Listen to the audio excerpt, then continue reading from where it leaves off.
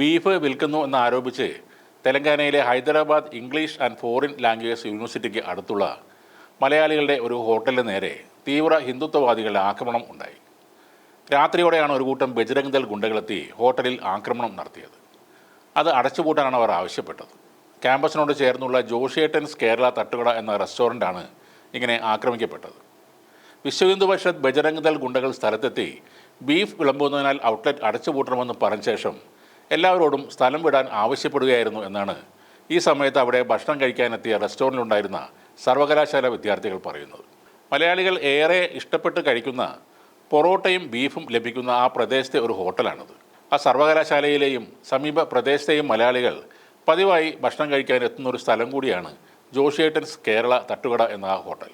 ഈ സംഭവം നടക്കുമ്പോൾ റെസ്റ്റോറൻറ്റിൽ ഉണ്ടായിരുന്ന ഒരാൾ അറിയിച്ചതിനെ തുടർന്ന് പോലീസ് സംഭവസ്ഥലത്ത് എത്തുകയും കൂടുതൽ പ്രശ്നങ്ങൾ ഉണ്ടാകാതെ തടയുകയും ചെയ്തുവെന്ന് പ്രാദേശിക മാധ്യമങ്ങൾ റിപ്പോർട്ട് ചെയ്തിട്ടുണ്ട്. കോൺഗ്രസ് ഭരണത്തിലുള്ള തെലങ്കാനയിൽ ബീഫ് ഉപയോഗിക്കുന്നത് നിരോധിച്ചിട്ടില്ല. ഹൈദരാബാദിൽ നിരവധി സ്ഥലങ്ങളിൽ പരസ്യമായി ബീഫ് വിളമ്പുന്നുമുണ്ട്. എന്നാലും ബീഫ് വിളമ്പുന്ന മിക്ക റെസ്റ്റോറൻറ്റുകളും ഹൈദരാബാദിലെ ഓൾഡ് സിറ്റി പ്രദേശങ്ങളിലും പരിസര പ്രദേശങ്ങളിലുള്ള മുസ്ലിം ഭൂരിപക്ഷ മേഖലകളിലുമാണ് സ്ഥിതി ചെയ്യുന്നത്. ഇതാദ്യമായല്ല കേരളത്തിന് പുറത്തുള്ള മലയാളി ഹോട്ടലുകൾ തീവ്ര ഹിന്ദുത്വവാദികൾ ബീഫിൻ്റെ പേരിൽ ലക്ഷ്യം വെക്കുന്നത്. 2015 ഡൽഹി കേരള ഹൗസിനുള്ളിലെ ക്യാൻറ്റീനിലും ഹിന്ദുത്വവാദികൾ ബീഫിൻ്റെ പേരിൽ അഴിഞ്ഞാടിയിരുന്നു.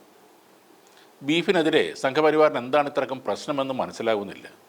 2 മാസം മുമ്പാണ് കൊച്ചിയിലെ കാനറ ബാങ്ക് റീജിയണൽ ഓഫീസിൽ ബീഫ് നിരോധിച്ച നടപടിക്കെതിരെ പ്രതിഷേധമുണ്ടായത്.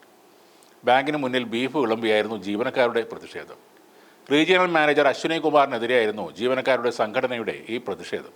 ഓഫീസ് ക്യാൻറ്റീനിൽ ബീഫ് നിരോധിച്ചുകൊണ്ട് ഓഫീസിൽ ആരും ബീഫ് കഴിക്കരുതെന്ന് റീജിയണൽ മാനേജർ അറിയിച്ചിരുന്നു. അതിന് പിന്നാലെയാണ് പ്രതിഷേധവുമായി സംഘടന രംഗത്ത് വന്നത്. സംസ്ഥാനത്തെ പൊതുമേഖലാ ബാങ്കുകളിലേക്ക് വരുന്ന റീജിയണൽ ഹെഡുമാരെല്ലാം വടക്കേ ഇന്ത്യക്കാരാണെന്നും മലയാളം അറിയാത്തവരാണെന്നും ജീവനക്കാർ പറയുന്നുണ്ട്. ഈ കൂട്ടർക്കാണ് ബീഫ് എന്ന് കേൾക്കുമ്പോൾ ഹാലിളകുന്നത്. എന്താണ് ഈ തീവ്ര ഹിന്ദുത്വവാദികൾക്ക് ബീഫിനോട് ഇത്രയ്ക്ക് സ്നേഹം വരാൻ കാരണം? ഹിന്ദുക്കളുടെ പുരാണങ്ങളിൽ പറയുന്ന മഹാവിഷ്ണുവിൻ്റെ 10 അവതാരങ്ങൾ നോക്കാം. മത്സ്യം, കൂർമ്മം, വരാഹം, നരസിംഹം, വാമനൻ, പരശുരാമൻ, ശ്രീരാമൻ, ബലരാമൻ, ശ്രീകൃഷ്ണൻ, കൽക്കി എന്നിങ്ങനെയാണ് 10 അവതാരങ്ങൾ. അതിൽ ബലരാമനെ ഒഴിവാക്കി പകരം ബുദ്ധനെ ഉൾപ്പെടുത്തിയതായും പറയുന്നുണ്ട്.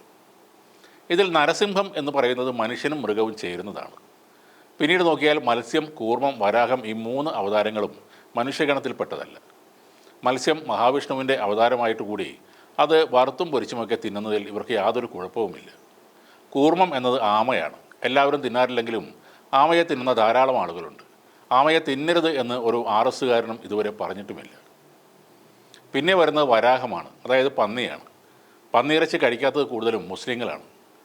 പലയിടത്തും ബീഫ് ഫെസ്റ്റ് നടത്തുമ്പോൾ സംഘപരിവാർ ചോദിക്കുന്നൊരു ചോദ്യം കൂടിയാണ് എന്തുകൊണ്ട് പന്നിയിറച്ചി കൊടുക്കുന്നില്ല എന്നത്. അപ്പോൾ ദൈവത്തിൻ്റെ ഈ 3 അവതാരങ്ങളെയും കറിവച്ചും പൊരിച്ചും വറുത്തുമെല്ലാം കഴിക്കാം. അതിലൊന്നും പെടാത്ത ബീഫാണ് നോർത്ത് ഇന്ത്യൻ സംഖ്യകളുടെ പ്രധാന പ്രശ്നം.